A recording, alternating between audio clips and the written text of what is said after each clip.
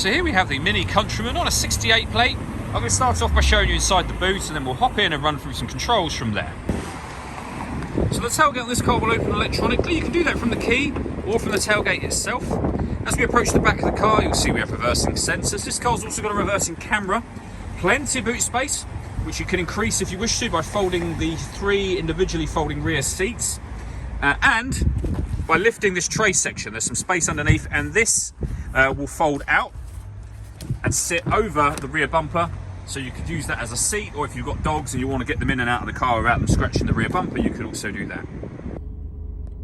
Okay, now that we're inside the car, we're going to start with the dials. On the left-hand side, we have the rev counter, we have the speedometer in the middle, and the fuel gauge over on the right-hand side.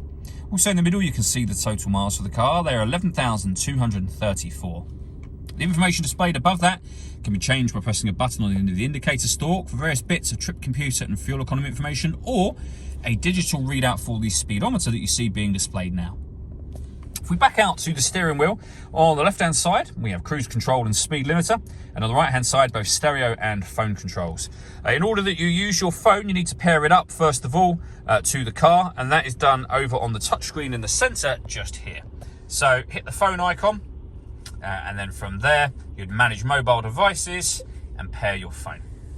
You can use the touchscreen as I was using it, or as you can see, there are other ways to do the movement, and that other way is using this dial just here. So you can do everything from that dial and the collection of buttons above it. So for example, if you want to access your satellite navigation, you can do by pressing the buttons here, and it will now be visible on the screen, or you can use the dial and enter that way, which is far easier when you're driving because you don't even need to look down. It's very intuitive. There's a video showing how the sat-nav works on our website and on our YouTube channel.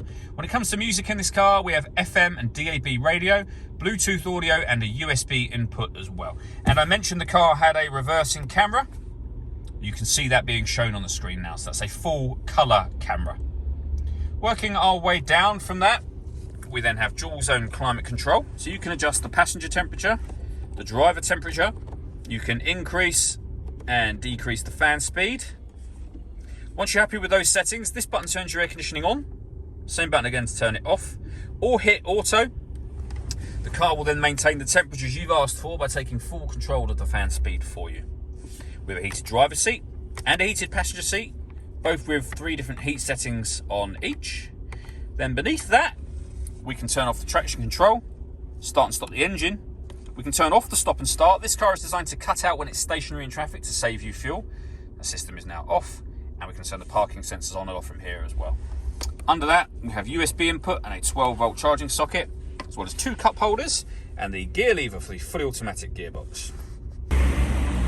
All that leaves me to say is thank you for taking the time to watch this video. If you'd like to come and see the car in person and have a test drive, please feel free to call any of our MJA sites. We'd love to hear from you soon.